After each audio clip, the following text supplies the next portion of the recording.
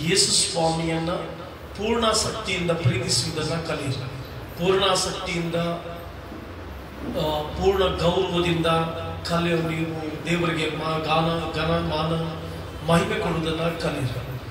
ದೇವರ ವಾಕ್ಯ ಅದ್ಭುತವಾದಂಥದ್ದು, ದೇವರ ವಾಕ್ಯ ಜೀವಕರವಾದಂಥದ್ದು, ದೇವರ ವಾಕ್ಯ ಅತಿಶಯವಾದಂಥದ್ದು. ಸೊ ಈ ದೇವರ ವಾಕ್ಯವನ್ನ ನಾವು ಕಲಿಯುವಂಥದ್ದು ಬಹಳ ಪ್ರಾಮುಖ್ಯ. ನೀನು ದೇವರನ್ನ ಬಿಟ್ಟು ಹೋಗದಂತೆ, ಯೇಸುವನ್ನ ಬಿಟ್ಟು ದೂರ ಓಡದಂತೆ ನಿನ್ನನ್ನು ಕಾಪಾಡ. ಬೇರೆಯವ್ರ ಬಗ್ಗೆ ಯೋಚನೆ ಮಾಡಬೇಕು. ನಿನ್ನ ಬಗ್ಗೆ ನೀನು ಯೋಚನೆ ಮಾಡ. ನಿನ್ನ ಬಗ್ಗೆ ನೀನು ಯೋಚಿಸಿ ದೇವರಿಂದ ದೂರ ಓಡಿ ಹೋಗದಂತೆ, ದೇವರ ಸಮ್ಮುಖದಲ್ಲಿ ವಾಸಿಸುವಂತೆ ನಿನ್ನ ಜೀವಿತವನ್ನ ಕಾಪಾಡಬೇಕು. ಯವನಸ್ಥ ಮಕ್ಕಳು, ದೇವ ಜನರು ಎಲ್ಲರೂ ಸೇರಿ ದೇವರ ಸಮ್ಮುಖದಲ್ಲಿ ವಾಸಿಸಬೇಕು, ದೇವರೊಂದಿಗೆ ವಾಸಿಸಬೇಕು, ದೇವರಲ್ಲಿ ಜೀವಿಸಬೇಕು. ಹಲ್ಲೆಲೂಯಾ. ಪ್ರಿಯ ದೇವರ ಮಕ್ಕಳೇ, ಲೋಕ ಬಹಳ ನಿರರ್ಗಳವಾಗಿ ಕಾಣಿಸ್ತಾ ಇದೆ. ಬಹಳ ನಿರರ್ಗಳವಾಗಿ ಕಾಣಿಸ್ತಾ ಇದೆ ಅಂತಂದ್ರೆ, ಈಗಿನ ಲೋಕ ಯಾವ ರೀತಿ ಇದೆ ಅಂದ್ರೆ, ಓಕೆ, ನಾನು, ನನ್ನ ಕುಟುಂಬ, ನನ್ನ ಮನೆ, ನಾನೇನೋ ಆಸ್ತಿ ಮಾಡಬೇಕು, ನಾನೇನೋ ಜೀವನ ಮಾಡಬೇಕು, ಓಕೆ, ಅಷ್ಟಕ್ಕೆ ಮಾತ್ರ ಸೀಮಿತವಾಗ್ತಾ ಇದೆ. ಅಷ್ಟಕ್ಕೆ ಸೀಮಿತವಾಗಿದ್ರೆ ನಿನ್ನ ಬದುಕು ಪರಲೋಕ ರಾಜ್ಯಕ್ಕೆ ಹೋಗುವಾಗ, ದೇವರ ರಾಜ್ಯಕ್ಕೆ ನೀನು ಸಾಗಿ ಹೋಗುವಾಗ, ದೇವರ ರಾಜ್ಯದ ಮಹಿಮೆಯಲ್ಲಿ ನೀನು ಕಾಣಲ್ಪಡುವಾಗ ನೀನು ಹೇಗೆ ಜೀವಿಸ್ತೀಯ ಅನ್ನೋದು ಬಹಳ ಪ್ರಾಮುಖ್ಯ. We are in last days. ಕೊನೆಯ ದಿನಗಳಲ್ಲಿ ನಾವಿದ್ದೇವೆ. ವಾಕ್ಯ ಕೇಳಿಸಿಕೊಂಡು ಯೇಸು ಸ್ವಾಮಿ ಸತ್ಯಪರನು, ಯೇಸು ಕ್ರಿಸ್ತನು ಜೀವಿಸುವಂತವನು, ಆತನು ಜೀವನದ ಹಾದಿಯನ್ನ ಕಲಿಸಿಕೊಡುವವನು, ನಮ್ಮ ಬದುಕಿಗೆ ನಡಿಬೇಕಂತ ಕಲಿಸಿಕೊಡುವವನು. ಆದುದರಿಂದ ನಿಮ್ಮ ಎಲ್ಲ ದಿನಗಳಲ್ಲಿ, ನಿಮ್ಮ ದಿನದ ಕಾರ್ಯಗಳಲ್ಲಿ ದೇವರಿಗೆ ಭಯಭಕ್ತಿಯಿಂದ ನಡೆಯುತ್ತಾ, ದೇವರಿಗೆ ಮೆಚ್ಚುಗೆಯ ಜೀವಿಸುತ್ತಾ ನಡೆದುಕೊಳ್ಳಿ. ಪ್ರಿಯ ದೇವರ ಮಕ್ಕಳೇ, ನಾವು ಒಂದು ವಚನವನ್ನು ಓದುವುದರ ಮೂಲಕವಾಗಿ ದಿನದ ದೇವರ ವಾಕ್ಯವನ್ನ ಧ್ಯಾನಿಸೋಣ.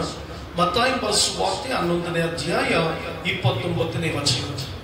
ನಾನು ಸಾತ್ವಿಕನು, ದೀನನು, ಮನಸ್ಸುಳ್ಳವನು ಆಗಿರುವುದರಿಂದ ನನ್ನ ನೊಗವನ್ನು ನಿಮ್ಮ ಮೇಲೆ ತೆಗೆದುಕೊಂಡು ನನ್ನಲ್ಲಿ ಕಲಿತುಕೊಳ್ಳಿರಿ. ಆಗ ನಿಮ್ಮ ಆತ್ಮಗಳಿಗೆ ವಿಶ್ರಾಂತಿ ಸಿಗುವುದು. ಯಾಕೆಂದರೆ ನನ್ನ ನೊಗವು ಮೃದುವಾದದ್ದು, ನನ್ನ ಹೊರೆಯು ಹಗುರವಾದದ್ದು. ನಾನು ಇದನ್ನ ಮಾತನಾಡುವಂತ ದೈವಿಕ ಸಂದೇಶ, ದೇವರ ನೊಗವನ್ನ ಹೊರುವುದು ಲೇಸು. ದೇವರ ನೊಗವನ್ನ ನಿನ್ನ ಮೇಲೆ ಹಾಕಿಕೊಂಡು. ನೊಗ ಬಹಳ ಪ್ರಾಮುಖ್ಯ. ಹಳ್ಳಿಗಳಲ್ಲಿ ಆಗಿನ ಕಾಲದಲ್ಲಿ ನಾವು ನೋಡುವಾಗ ನೊಗವನ್ನ ಏನಕ್ಕೆ ಆಗ್ತಾ ಇದೆ ಅಂದ್ರೆ, ಉಳುವುದಕ್ಕೆ, ತೋಟಗಳಲ್ಲಿ ಕೆಲಸ ಮಾಡೋದಕ್ಕೆ 2 ಎತ್ತುಗಳನ್ನು ತಂದು ಆ ಎತ್ತುಗಳ ಮೇಲೆ ನೊಗವನ್ನ ಹಾಕ್ತಾ ಇದ್ರು. ಇವತ್ತು ನೀನು ದೇವರೊಂದಿಗೆ ಜೀವಿತವನ್ನ ಜೀವಿಸಬೇಕು. ನೊಗವನ್ನ ಹಾಕಿಕೊಳ್ಳಬೇಕು ನಿನ್ನ ಮೇಲೆ. ಯೇಸುವಿನೊಂದಿಗೆ ನಡೆಯುವುದಕ್ಕಾಗಿ ಪ್ರಿಯ ದೇವರ ಮಕ್ಕಳೇ, ನೊಗ ಏನ್ ತೋರಿಸುತ್ತೆ ಅಂತಂದ್ರೆ, ಇಟ್ ಶೋಸ್ ದ ಪಾರ್ಟ್ನರ್ಶಿಪ್. ನೊಗ ಇಟ್ ಶೋಸ್ ಪಾರ್ಟ್ನರ್ಶಿಪ್ಸ್. ಪಾರ್ಟ್ನರ್ಶಿಪ್ ಬಹಳ ಪ್ರಾಮುಖ್ಯ. ಯೇಸು ಸ್ವಾಮಿ ಹೇಳಿದ್ರು, ಎಲೈ ಕಷ್ಟಪಡುವವರೇ, ಹೊರಬತ್ತವರೇ, ನೀವೆಲ್ಲರೂ ನನ್ನ ಬಳಿಗೆ ಬನ್ನಿರಿ, ನಾನು ನಿಮಗೆ ವಿಶ್ರಾಂತಿಯನ್ನು ಕೊಡುವೆನು. ಅದರ ಅರ್ಥ, ದೇವರು ಮಕ್ಕಳಾದಂತಹ ನಾವುಗಳು ಎಷ್ಟೋ ಸಾರಿ ಅನೇಕ ನೊಗದ ಅಧೀನದಲ್ಲಿ ಜೀವಿಸ್ತಾ ಇರ್ತವೆ. ಕಷ್ಟವೆಂಬ ನೊಗವನ್ನ ಹೊರ್ತಾ ಇರ್ತವೆ, ದುಃಖವೆಂಬ ನೊಗವನ್ನ ಹೊರ್ತಾ ಇರ್ತವೆ, ಅನೇಕ ಸವಾಲುಗಳ ನೊಗದ ಮಧ್ಯದಲ್ಲಿ ಜೀವಿಸ್ತಾ ಇರ್ತವೆ, ಅನೀತಿವಂತಿಕೆಯ ನೊಗದ ಕೆಳಗಡೆ ಜೀವಿಸ್ತಾ ಇರ್ತವೆ. ಎಷ್ಟೋ ನೊಗಗಳ ಅಂಡರ್ನಲ್ಲಿ ನೀವು ಹೋಗ್ತಾ ಇದ್ದೀರಿ. ಯಾವ ನೊಗ ನಿನ್ನ ಮೇಲೆ ಇದೆ? ಯೇಸುವಿನ ನೊಗ ನಿನ್ನ ಮೇಲಿದೆಯಾ, ಅಥವಾ ಲೋಕವೆಂಬ ನೊಗ ನಿನ್ನ ಮೇಲಿದೆಯಾ? ಲೋಕದ ಸಂಕಟವೆಂಬ, ಶ್ರಮೆಗಳೆಂಬ, ವೇದನೆಗಳೆಂಬ, ಪರಿಶ್ರಮಗಳೆಂಬ, ಸಾಲಗಳೆಂಬ, ಅನೀತಿ ಎಂಬ ನೊಗವನ್ನ ನಿನ್ನ ಮೇಲೆ ಹೊತ್ತವಳಾಗಿ ಜೀವಿಸ್ತಾ ಇದೆಯಾ? ಯಾವ ನೊಗದ ಅಂಡರ್ನಲ್ಲಿ ನೀನು ಜೀವಿಸ್ತಾ ಇದೆಯಾ? ಯಾವ ನೊಗದ ಅಧೀನದಲ್ಲಿ ನೀನು ಹಾದು ಹೋಗ್ತಾ ಇದೆಯಾ? ಬಹಳ ಪ್ರಾಮುಖ್ಯ. ಅನೇಕರು ಒಂದಲ್ಲ ಒಂದು ನೊಗದಲ್ಲಿ ಹಾದು ಹೋಗ್ತಾ ಇರ್ತಾರೆ. ಅನಾರೋಗ್ಯವೆಂಬ ನೊಗ, ಸಂಕಟವೆಂಬ ನೊಗ, ಸಾಲವೆಂಬ ನೊಗ, ಅನೀತಿ ಎಂಬ ನೊಗ. ಯಾವ ನೊಗದಲ್ಲಿ ಇವತ್ತು ನೀನು ಹಾದು ಹೋಗ್ತಾ ಇದೀಯ? ವಿಧ ವಿಧವಾದಂತ ನೊಗಗಳ ಅಧೀನದಲ್ಲಿ ಜೀವಿಸ್ತಾ ಇದ್ದೇವೆ. ಈಗಿನ ಕಾಲದಲ್ಲಿ ಟ್ರಾಕ್ಟರ್ಗಳಿದೆ, ಉಳ್ತಾ ಇದ್ದಾರೆ. ಆಗಿನ ಕಾಲದಲ್ಲಿ ಎತ್ತುಗಳು, 2 ಎತ್ತುಗಳ ಮೇಲೆ ನೊಗವನ್ನು ಹಾಕಿ ಉಳ್ತಾ ಇದ್ದಾರೆ. ಅದೊಂದು ಕ್ರಮ ಇತ್ತು. ಆಗಿನ ಆ ಹಳ್ಳಿಯ ಜೀವನದಲ್ಲಿ ಒಂದು ಕ್ರಮ ಪದ್ಧತಿಯಾಗಿ ನಡೀತಾ ಇತ್ತು. ಆಗ ಆ ನೊಗ ಆ ಎತ್ತುಗಳ ಮೇಲೆ ಇರುವಾಗ ಆ ಎತ್ತುಗಳು ಸರಿಯಾದ ರೀತಿಯಲ್ಲಿ ಮುಂದೆ ಸಾಲು ಹೊಡ್ಕೊಂಡು ಹೋಗ್ತಾ ಇತ್ತು.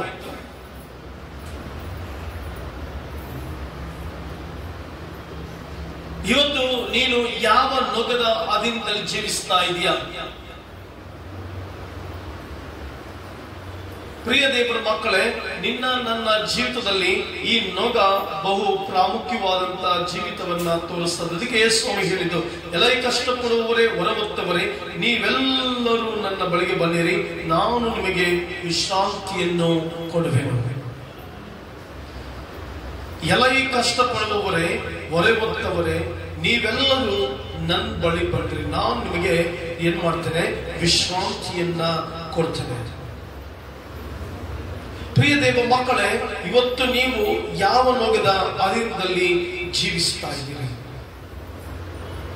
ಯಾವ ನೊಗದ ಪದ್ಧತಿಯಲ್ಲಿ ಜೀವಿಸ್ತಾ ಇದ್ದೀರಿ? It shows partnership.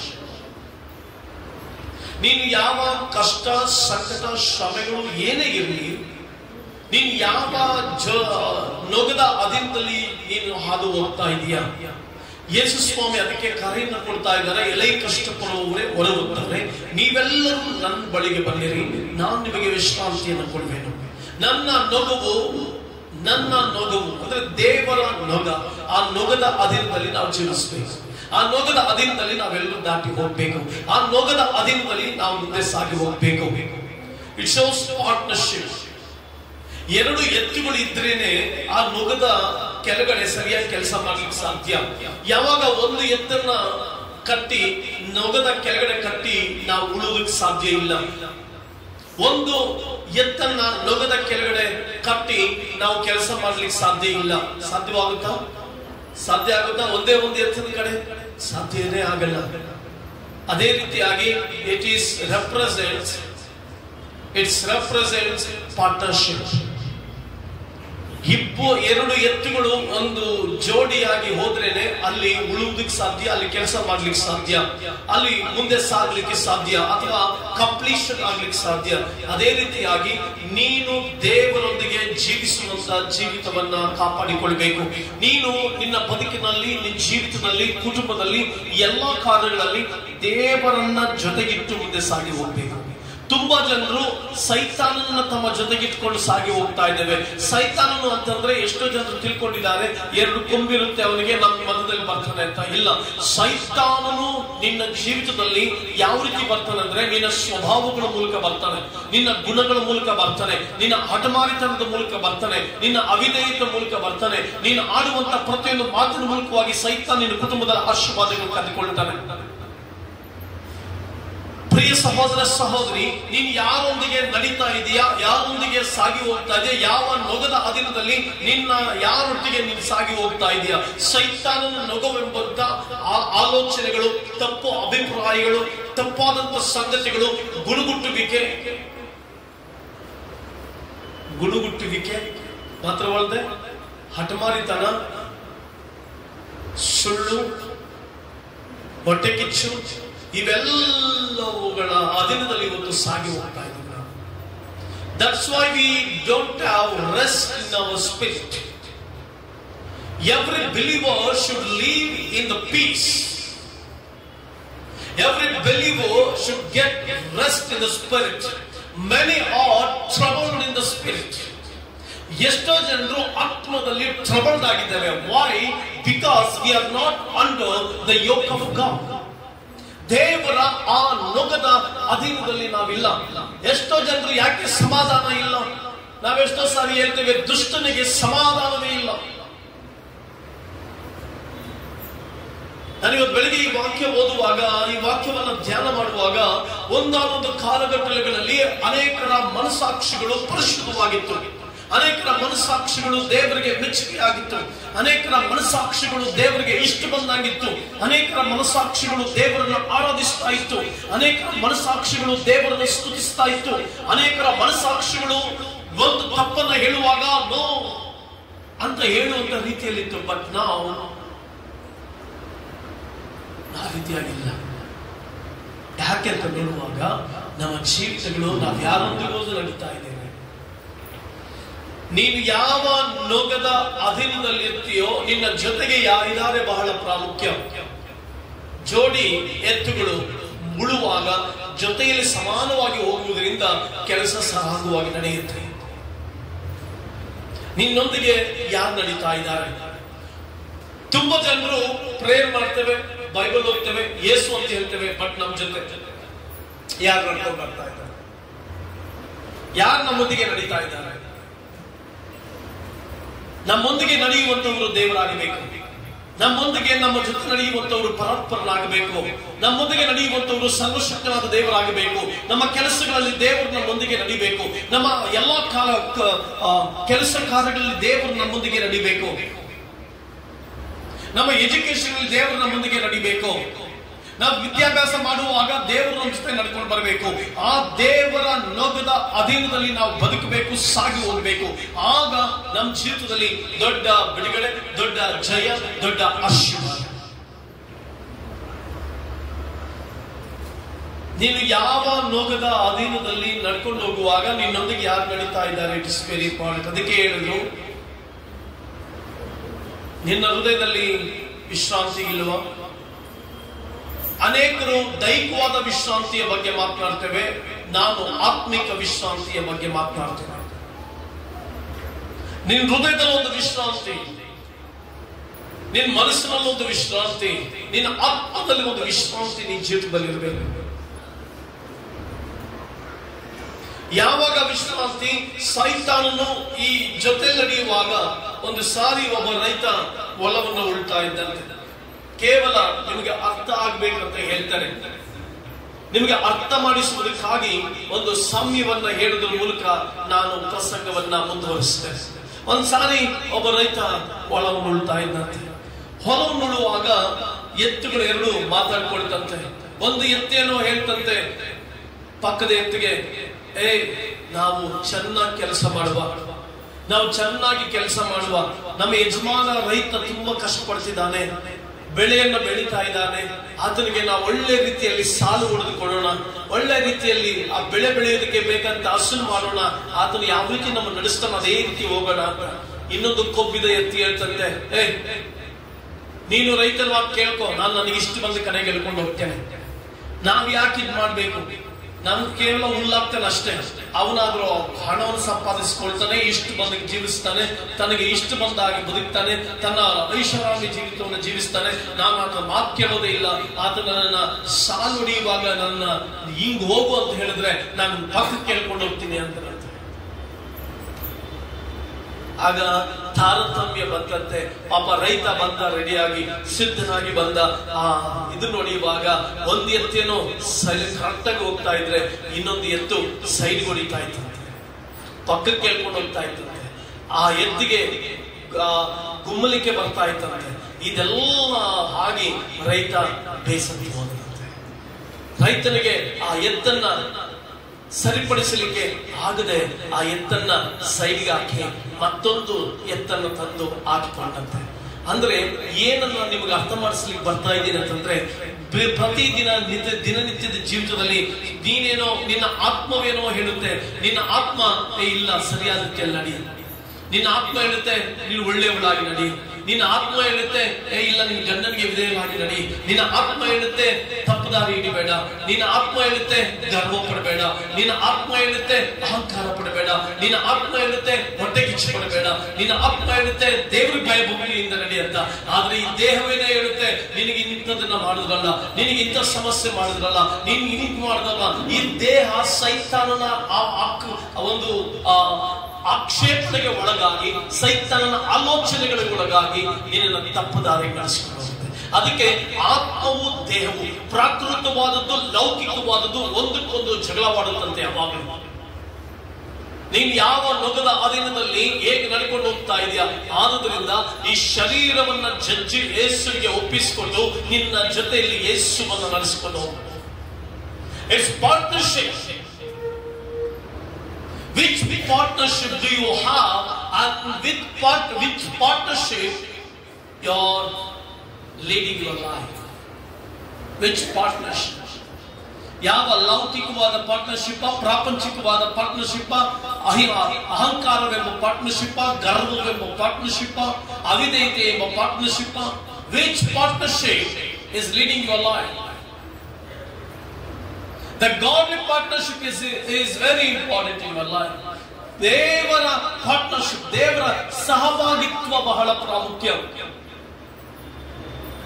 ತುಂಬಾ ಜನರು ಗಂಡ ಹೆಂಡತಿ ಪಾರ್ಟ್ನರ್ ಅಂತ ಕರೀತಾರೆ. ಒಳ್ಳೆ ಪಾರ್ಟ್ನರ್. ದೇವರು ಹೆಂಡತಿಯನ್ನ ಪುರುಷನಿಗೆ ಸಹಕಾರಿಯನ್ನಾಗಿ ಕೊಟ್ಟಂತೆ, ಹೆಲ್ಪರ್ ಆಗಿ ಕೊಟ್ಟಂತೆ. ಹೆಲ್ಪರ್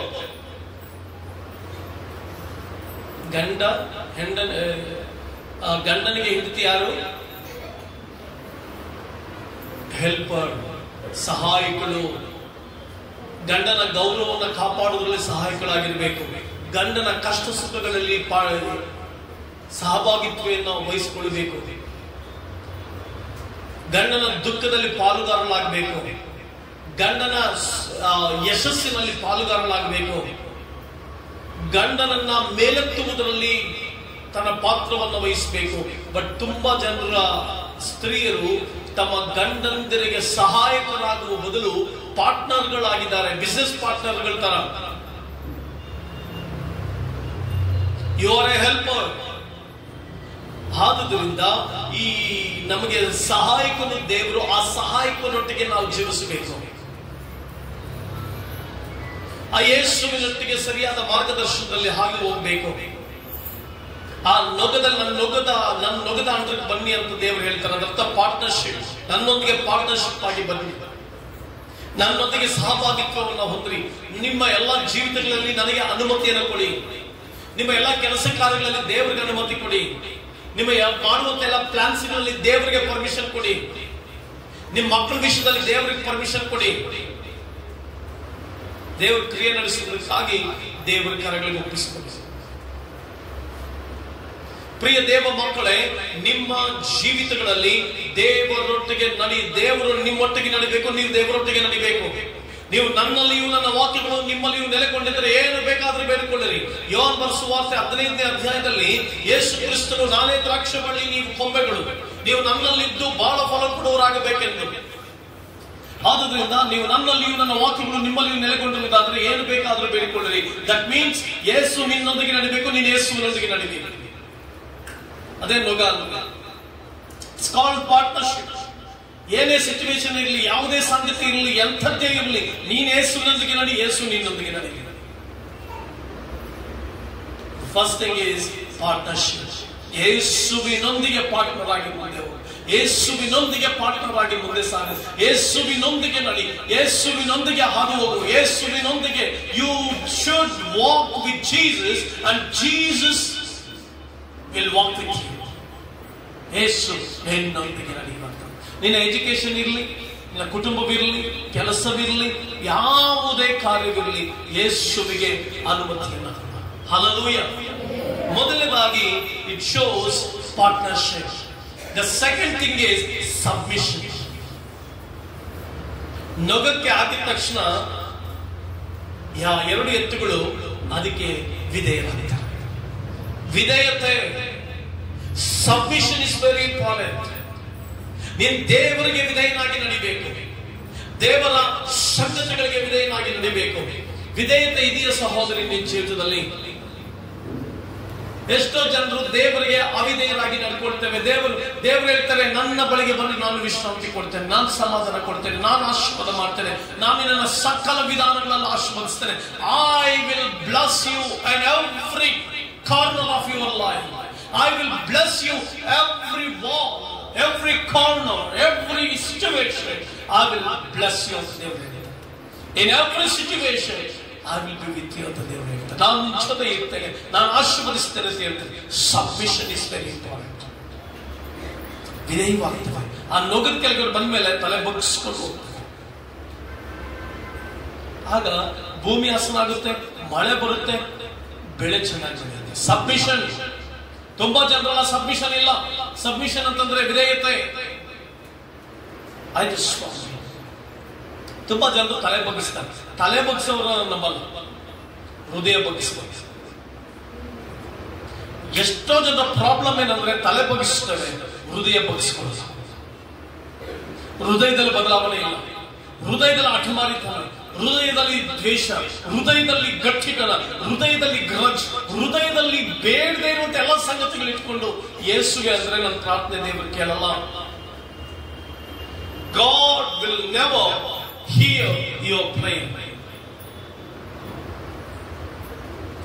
ಹೃದಯದಲ್ಲಿ ಯಾರು ಗರ್ವಿಗಳಾಗಿರ್ತಾರೆ ಅವರ ಪ್ರಾರ್ಥನೆ ದೇವರು ಕೇಳಲ್ಲ. ಹೇಗೆ ಹೇಳ್ತೀರ ಪಾಸ್ಟರ್? ಹೇಗೆ ಹೇಳ್ತೀವಿ? ದೇವರ ವಾಕ್ಯದಲ್ಲಿ ಬಂದಿದೆ, ದೇವರು ಅಹಂಕಾರಗಳನ್ನು ಎದುರಿಸ್ತಾನೆ, ದೀನರಿಗಾದರೂ ಕೃಪೆಯನ್ನು ಅನುಗ್ರಹಿಸ್ತಾನೆ. ಇಬ್ಬರು ವ್ಯಕ್ತಿಗಳು ದೇವರ ಸಮ್ಮುಖಕ್ಕೆ ಬರ್ತಾರೆ. ಫರಿಸಾಯನು ಸುಂಕದವನು ದೇವಾಲಯಕ್ಕೆ ಬಂದು ಪ್ರಾರ್ಥಿಸ್ತಾರೆ. ಫರಿಸಾಯನು ಈ ರೀತಿ ಪ್ರಾರ್ಥಿಸ್ತಾನೆ, ಸ್ವಾಮಿ ನಾನು ಪರಿಶುದ್ಧನು, ನಾನು ನೀತಿವಂತನಾಗಿದ್ದೀನಿ, ನಾನು ದಶಮಾಂಶ ಕೊಡ್ತೀನಿ, ನಾನು ಎಲ್ಲಾ ರೀತಿಯಲ್ಲೂ ಚೆನ್ನಾಗಿದ್ದೀನಿ. ಈ ಸುಂಕದವನ ಹಾಗ ಅಲ್ಲ, ನಾನು ಉಪವಾಸ ಮಾಡ್ತೀನಿ, ಪ್ರಾರ್ಥನೆ ಮಾಡ್ತೀನಿ, ಎಲ್ಲ ಹೇಳಬೇಕು. ಪ್ರಾರ್ಥನೆ ಮಾಡಿ ತಲೆ ಎತ್ತಿ ಗರ್ವದಿಂದ ಆಚೆ ಹೋದ. ಈ ಸುಂಕದವನು ದೂರದಲ್ಲಿ ನಿಂತು ಪ್ರಾರ್ಥಿಸ್ತಾ ಇದ್ದಾನೆ, ಬಹಳ ದೂರದಲ್ಲಿ ನಿಂತು, ದೇವರೇ ಪಾಪಿಯಾದ ನನ್ನನ್ನು ಕರುಣಿಸು. The 4 words prayer, God listens, and plenty words prayer, God did not listen. 4 ಅಕ್ಷರದ ಪ್ರಾರ್ಥನೆಗೆ ದೇವರು ಕಿವಿಗೊಟ್ಟ. ಬಹಳ ಪ್ರಾರ್ಥನೆಯ ಪದಗಳಿಂದ ಕೂಡಿದಂತ ಪ್ರಾರ್ಥನೆಗೆ ದೇವರು ಕಿವಿಗೊಡ್ಲಿಲ್ಲ, ಉತ್ತರ ಕೊಡ್ಲಿಲ್ಲ. God did not answer to Pharaoh's prayer. ಫರೋಹನ ಆ ಪ್ರಾರ್ಥನೆಗೆ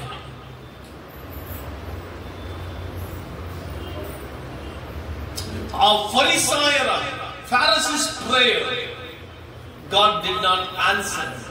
God answered the prayer of tax collector. ಒಬ್ಬ ಪಾಪಿಯಾದ ಸುಂಕದವನ ಪ್ರಾರ್ಥನೆಯನ್ನ ಕೇಳಿದ್ರು. ಅದು ಕೇವಲ 4 ಅಕ್ಷರ ಇತ್ತು. ದೇವರೇ ಪಾಪಿಯಾದ ನನ್ನನ್ನ ಕರುಣಿಸು. What a powerful prayer. God listened and he answered and he delivered. 4 ಪದ. ದೇವರೇ ಪಾಪಿಯಾದ ನನ್ನನ್ನು ಕರುಣಿಸು. The submission is very important. ಒಪ್ಪಿಸಿಕೊಡಬೇಕು. ಒಪ್ಪಿಸಿಕೊಡಬೇಕು ನಿನ್ನ ಜೀವಿತವನ್ನ ದೇವರಿಗೆ, ಒಪ್ಪಿಸಿಕೊಡಬೇಕು ನಿನ್ನ ಬದುಕನ್ನ ದೇವರಿಗೆ, ಒಪ್ಪಿಸಿಕೊಡಬೇಕು ನಿನ್ನ ಸಂಗತಿಗಳನ್ನ ದೇವರಿಗೆ, ಒಪ್ಪಿಸಿಕೊಡಬೇಕು ನಿನ್ನ ಆಲೋಚನೆಗಳನ್ನ, ಒಪ್ಪಿಸಿಕೊಡಬೇಕು ನಿನ್ನ ಪ್ರಾಪಂಚಿಕ ಆಲೋಚನೆಗಳನ್ನ, ಒಪ್ಪಿಸಿಕೊಡಬೇಕು ನಿನ್ನ ಪ್ರಾಪಂಚಿಕವಾದ ಇಚ್ಛೆಗಳನ್ನ ಒಪ್ಪಿಸಿಕೊಡಬೇಕು. Many things will come. ಎಷ್ಟೋ ಸಂಗತಿಗಳ ಹೃದಯಕ್ಕೆ ಬರುತ್ತೆ, ಎಷ್ಟೋ ಕಾರ್ಯಗಳ ಮನಸ್ಸಿಗೆ ಬರುತ್ತೆ, ಎಷ್ಟೋ ಕಾರ್ಯಗಳ ಹೃದಯಕ್ಕೆ ಬರುತ್ತೆ, ಎಷ್ಟೋ ಕಾರ್ಯಗಳ ಆಲೋಚನೆಗೆ ಬರುತ್ತೆ. But submission is very important. Submit to God. ಕುಟುಂಬದಲ್ಲಿ ಏನೋ ಮಾಡಬೇಕು, ದೇವರಿಗೆ ಒಪ್ಪಿಸಿಕೊಡಿ. ಬಿಸಿನೆಸ್ ನಲ್ಲಿ ಹೊಸ ಟ್ರೆಂಡ್ ಅನ್ನು ತೆಗೆದುಕೊಂಡು ಬರಬೇಕು, ಸಬ್ಮಿಟ್ ಟು ಗಾಡ್. ಎಜುಕೇಶನ್ ನಲ್ಲಿ submit to God. Family life ನಲ್ಲಿ ಸಬ್ಮಿಟ್ ಟು ಗಾಡ್. ದೇವರಿಗೆ ಒಪ್ಪಿಸಿಕೊಳ್ಳಿಕ್ಕೆ ಸಬ್ಮಿಷನ್. ದೇವರಿಗೆ ಒಪ್ಪಿಸಿಕೊಡು. ದೇವರಿಗಿಂತ ದೊಡ್ಡವರು ಯಾರಾದ್ರೂ ಇದ್ದಾರ? ಈ ವಾರ ಒಬ್ಬ ವ್ಯಕ್ತಿ ಜೊತೆಗೆ ಮಾತನಾಡ್ತಿದ್ದೆ ನಾನು. ಬಹಳ ಕೂಗಾಡ್ತಿದ್ದ, ಬಹಳ ಕೇಳಿದ ಒಂದೇ ಒಂದು ಪ್ರಶ್ನೆ, ಸಭೆಗಳನ್ನ ಮಾಡಬೇಡಿ ಅಂತ. ಬಹಳ ಕಿರುಚಾಡಿ, ಮೊಂಡಾಗಿ, ಅವಿಧೇಯತೆಯಿಂದ ಅಕ್ರಮವಾಗಿ ಮಾತನಾಡಿದಾಗ ನಾನು ಆತನಿಗೆ ಒಂದು ಮಾತು ಹೇಳಿದೆ, ನೀನು ನಾನು ಮಾತಾಡುವಾಗ ನನಗಿಂತ ದೊಡ್ಡವರು ನಿನಗಿಂತ ದೊಡ್ಡವರು ದೇವರೊಬ್ರು ಇದ್ದಾರೆ. ಅವರಿಗಿಂತ ದೊಡ್ಡವರು ಯಾರಾದ್ರೂ ಇದ್ದಾರೆ?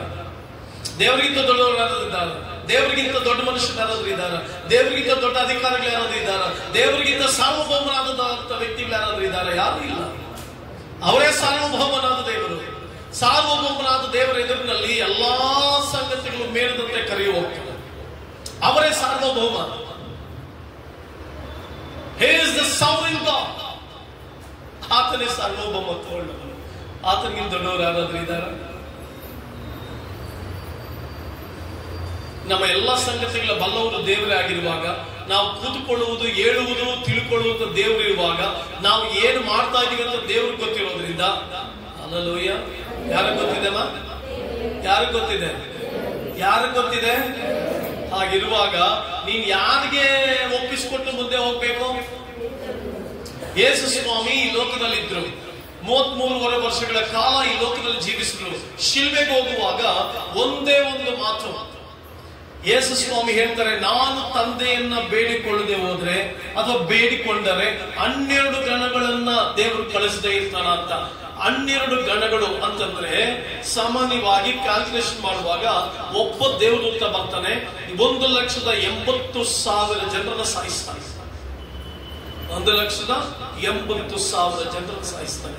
ಆಗ 12 ಗಣಗಳು ಬಂದ್ರೆ ಇಡೀ ಲೋಕವನ್ನ ಅಟ್ ಎ ಟೈಮ್ಗೆ ನಾಶ ಮಾಡುವಂತ ಶಕ್ತಿ ಯಾರಿಗಿದೆ? ಪರಲೋಕ ರಾಜ್ಯಕ್ಕೆ. ಅಷ್ಟು ದೊಡ್ಡವನು, ಅಷ್ಟು ದೊಡ್ಡ ದೇವರು, ಅಷ್ಟು ದೊಡ್ಡ ಸರ್ವಾಧಿಪತಿಯಾದ ದೇವರು, ಉನ್ನತವಾದ ದೇವರು, ಅತಿಶಯಗಳ ದೇವರು. ಹಾಗಾದ್ರೆ ಸಬ್ಮಿಷನ್. ಯಾರಿಗೂ ನೀನು ಎಕ್ಸ್ಪ್ಲನೇಷನ್ ಮಾಡಬೇಡ, ಸಬ್ಮಿಷನ್ ಮಾಡು. ನೀನ್ ಸತ್ಯ ಹರಿಶ್ಚಂದ್ರ ಅಂತ ಯಾರಿಗೂ ಪ್ರೂವ್ ಮಾಡ್ಲಿಕ್ಕೆ ಹೊರಟೋಗ್ಬೇಡ. ಪ್ರೂವ್ ಮಾಡ್ಲಿಕ್ಕೆ ಹೋಗ್ತಾ ಹೋಗ್ತಾ ಹೋಗ್ತಾ ಹೋಗ್ತಾ ನಿನ್ನ ಆಯುಷ್ ಕಡಿಮೆ ಆಗುತ್ತೆ, ನಿನ್ನ ಆರೋಗ್ಯ ಕೆಡುತ್ತೆ, ನಿನ್ನ ಸಮಾಧಾನ ಕೆಡುತ್ತೆ, ನಿನ್ನ ದೇಹ ಕ್ಷೀಣವಾಗುತ್ತೆ. ದೇವರಿಗೆ ಒಪ್ಪಿಸಿಕೊಂಡು ಮುಂದೆ ಸಾಕ್ತಾ ಇದ್ದಾರೆ. ಅಮ್ಮ, ಮಕ್ಕಳ ವಿಚಾರವನ್ನ ದೇವ್ರಿಗೆ ಒಪ್ಪಿಸ್ಕೊಡು. ಕುಟುಂಬದಲ್ಲಿ ವಿಷಯಗಳನ್ನ ದೇವ್ರಿಗೆ ಒಪ್ಪಿಸ್ಕೊಡು. ಹಣಕಾಸಿನ ವಿಷಯದಲ್ಲಿ ದೇವ್ರಿಗೆ ಒಪ್ಪಿಸಿಕೊಟ್ಟು ಹೋಗು. Submission is very important. ಎತ್ತುಗಳು ತಮ್ಮ ನೊಗಕ್ಕೆ, ರೈತನಿಗೆ ಸಬ್ಮಿಷನ್ ಆಗ್ತವೆ. Okay God, submit your strength, submit your knowledge, submit everything to God. ಹಾಗೆ ದೇವರು ವಿಶ್ರಾಂತಿಯನ್ನು ಕೊಡ್ತಾರೆ. ಮೂರನೇದಾಗಿ ಒಬಿಡಿಯನ್ಸ್, ವಿಧೇಯತ್ವ. ಸಮುವೇಲ್ ಹೇಳ್ತಾನೆ, ದೇವರು ವಿಧೇಯತ್ವಕ್ಕೆ ಮೆಚ್ಚುವಷ್ಟು ಯಜ್ಞ ಹೋಮಗಳಿಗೆ ಮೆಚ್ಚುತ್ತಾನೋ, ಅವಿಧೇಯತ್ವವು ಮಂತ್ರತಂತ್ರಗಳಷ್ಟು ಕೆಟ್ಟದ್ದಾಗಿ. ಅವಿಧೇಯತೆ ಅನ್ನೋದು ಡೋಂಟ್ ಡಿಸ್ಒಬೇ ಟು ಗಾಡ್. ದೇವರಿಗೆ ಅವಿಧೇಯನಾಗಿ ಜೀವಿಸಬೇಡ. ಆರಾಧನೆಗೆ ಬಾ, ಸ್ತುತಿಗೆ ಬಾ, ಕರ್ತನನ್ನ ಹಿಂಪಾಲಿಸು, ದೇವರಿಗಾಗಿ ಬಿತ್ತು, ಕರ್ತನ ರಾಜ್ಯ ಕಟ್ಟು, ವಿಧೇಯತೆಯನ್ನ ಪರಿಪಾಲಿಸು. ಆಗ ನಿಮ್ಮ ಆತ್ಮಗಳಿಗೆ ವಿಶ್ರಾಂತಿ ಸಿಗುತ್ತೆ. ಆಗ ಯಾರ ಆತ್ಮಗಳಿಗೆ ವಿಶ್ರಾಂತಿ ಸಿಗುತ್ತೆ? ನಿಮ್ಮ ಆತ್ಮ. ನೊಗ ಅಂತಂದ್ರೆ ಇಟ್ ಇಸ್ ಅ ಪಾರ್ಟ್ನರ್ಶಿಪ್. ನೊಗ ಅಂತಂದ್ರೆ ಇಟ್ಸ್ ಅ ಸಬ್ಮಿಷನ್. ನೊಗ ಅಂತಂದ್ರೆ ಇಟ್ಸ್ ಅ ಒಬಿಡಿಯನ್ಸ್. ಸೊ ವಿಧೇಯತೆ, ದೇವರಿಗೆ ಒಪ್ಪಿಸಿಕೊಡುವಿಕೆ, ಮತ್ತೆ ದೇವರೊಂದಿಗೆ ನಡೆಯುವಿಕೆ, ಇದು ನೊಗವನ್ನು ತೋರಿಸ್ತದೆ. ಈ ನೊಗವನ್ನ ಯಾರು ಓದ್ತಾರೋ ಅವ್ರಿಗೆ ವಿಶ್ರಾಂತಿ ಇರುತ್ತೆ. ಈ ನೊಗದ ಅಧೀನದಲ್ಲಿ ಯಾರು ಹೋಗ್ತಾರೋ ಅವ್ರ ಆತ್ಮಗಳಿಗೆ ವಿಶ್ರಾಂತಿ ಇರುತ್ತೆ. ಎಲ್ಲ ಈ ಕಷ್ಟಪಡುವವರೇ, ಹೊರಬರ್ತವರೇ, ನೀವೆಲ್ಲರೂ ನನ್ನ ಬಳಿಗೆ ಬಂದ್ರೆ ನಾನು ನಿಮಗೆ ವಿಶ್ರಾಂತಿ ಕೊಡ್ತೇನೆ. ಯಾವಾಗ? ಆ ನೊಗವನ್ನು ಬರುವಾಗ. ಆ ನೊಗ ಏನ್ ತೋರಿಸುತ್ತೆ? Again it shows, it represents partnership. With whom? With God. ಯಾರೊಂದಿಗೆ? ನಿನ್ನ ದೇವರೊಂದಿಗೆ. ಯಾರೊಂದಿಗೆ? ಈ ಸೃಷ್ಟಿಕರ್ತ. ಯವನದಲ್ಲಿ ನಿನ್ನ ಸೃಷ್ಟಿಕರ್ತನ ಸ್ಮರಿಸುವುದು ಲೇಸು. ಜೀವಿತವನ್ನು ಒಪ್ಪಿಸಿಕೊಳ್ಳಿ, ದೇವರಿಗೆ ಒಪ್ಪಿಸಿಕೊಟ್ಟು ಜೀವಿಸು, ವಿಧೇಯತೆ ಉಳ್ಳವಳಾಗಿ ಜೀವಿಸು, ಎಲ್ಲಾ ಕಾಲಗಳಲ್ಲೂ ವಿಧೇಯತೆ. ಆಗ ದೇವರು ನಿಮ್ಮ ಆತ್ಮಗಳಿಗೆ ವಿಶ್ರಾಂತಿಯನ್ನು ಅನುಗ್ರಹಿಸುತ್ತಾರೆ. ಆಗ ನಿಮ್ಮ ಬದುಕಿಗೆ ವಿಶ್ರಾಂತಿ, ಆಗ ಕುಟುಂಬದಲ್ಲಿ ವಿಶ್ರಾಂತಿ, ಆಗ ಮನೆಯಲ್ಲಿ ವಿಶ್ರಾಂತಿ, ಆಗ ನಿನ್ನ ಮನಸ್ಸಿನಲ್ಲಿ ವಿಶ್ರಾಂತಿ, ಆಗ ನಿನ್ನ ಆತ್ಮಕ್ಕೆ ವಿಶ್ರಾಂತಿ. ಸೊ ಪ್ರಿಯ ದೇವರ ಮಕ್ಕಳೇ, ದೇವರಿಗೆ ನಿಮ್ಮ ಜೀವಿತವನ್ನು ಒಪ್ಪಿಸಿಕೊಟ್ಟು ಕರ್ತನಿಗಾಗಿ ಮುಂದೆ ಸಾಗಿ ಹೋಗಿರಿ. ದೇವರು ನಿಮ್ಮನ್ನು ಆಶೀರ್ವದಿಸಲಿ. ದೇವರ ವಾಕ್ಯಗಳ ಮೂಲಕ ನಿಮಗೆ ತನ್ನ ವಿಶ್ರಾಂತಿಯನ್ನು ಕೊಟ್ಟು ಆ ನೊಗದ ಅಧೀನಕ್ಕೆ ನಿಮ್ಮ ತಂದು ಆ ನೊಗದಲ್ಲಿ ದೇವರೊಟ್ಟಿಗೆ ಪ್ರತ್ಯೇಕವಾಗಿ ನಡೆಯುತ್ತಾ ದೇವರಿಗೆ ಒಪ್ಪಿಸಿಕೊಂಡು ಜೀವಿಸುತ್ತಾ ವಿಧೇಯತೆಯುಳ್ಳವರಾಗಿ ಜೀವಿಸುವಂತೆ ಕರ್ತನು ನಿಮ್ಮನ್ನು ಆಶೀರ್ವದಿಸಲಿ ಎಂಬುದಾಗಿ ಕೇಳಿಕೊಳ್ತೇವೆ. ಕರ್ತನು ನಿಮ್ಮನ್ನ ಪರಿಪೂರ್ಣ ಆಶೀರ್ವದಿಸಲಿ ಎಂಬುದಾಗಿ ಆಶಿಸ್ತಾ, ಕರ್ತನ ಆಶೀರ್ವಾದ ಸದಾ ಕಾಲ ನಿಮ್ಮ ಒಟ್ಟಿಗೆ ಇರಲಿ ಎಂಬುದಾಗಿ ದೇವರ ಸೇವಕನಾಗಿ ನಾನು ನಿಮ್ಮನ್ನು ಆಶೀರ್ವದಿಸುತ್ತಾ ನನ್ನ ಪ್ರಸಂಗವನ್ನು ಮುಗಿಸ್ತೇನೆ. God bless you.